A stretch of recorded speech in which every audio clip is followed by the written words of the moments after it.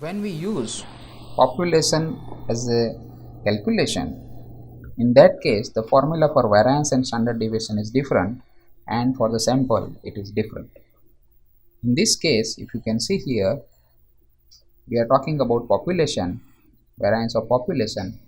So in the denominator you can see total number of values. Similarly, for standard deviation also we refer to total number of the data points. When we use sample data, then the formula that we use is like this.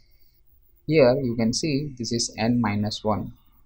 So whatever is the sample, in the denominator we use not only number of values but number of values minus 1. That is the formula that we use for sample variance and sample standard deviation. This is also popularly known as degrees of freedom. Let us summarize now. So in order to infer about the population, we take samples, make some calculations, and from the result of the sample we make an inference about the population. That is what we do in statistics. We use most commonly mean for central tendency and standard deviation for dispersion measurement. When we take the sample, the symbol for mean is mu, and when we take the mu for sample, the symbol is x bar. When we take the standard deviation for population, the symbol that we use is sigma, and when we take the standard deviation for sample, the symbol that we use is s. Let us take an example.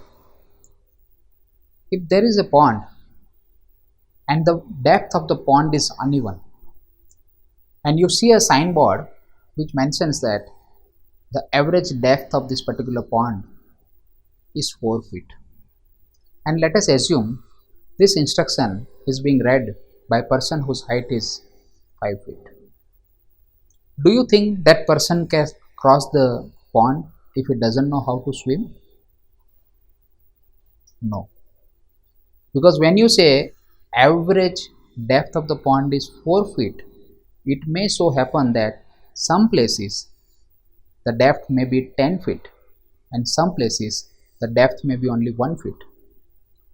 So if you only use the measure as average depth, it can be misleading. This is a good example to understand that you cannot depend on the measure average only. You must know what is the variation in the data as well. Now that you have understood about central tendency, let us understand what kind of measures we can use for different data types. As discussed earlier, we deal with two types of data: attribute or discrete, and variable or continuous. In attribute, we can also have two further bifurcation, that is nominal and categorical data. Let us assume that you are using nominal type of data like region or color, something like that you are representing and bifurcating. In this case, mode will be the most appropriate measure for central tendency. Let us assume you are using categorical data. You are measuring customer satisfaction on a particular scale.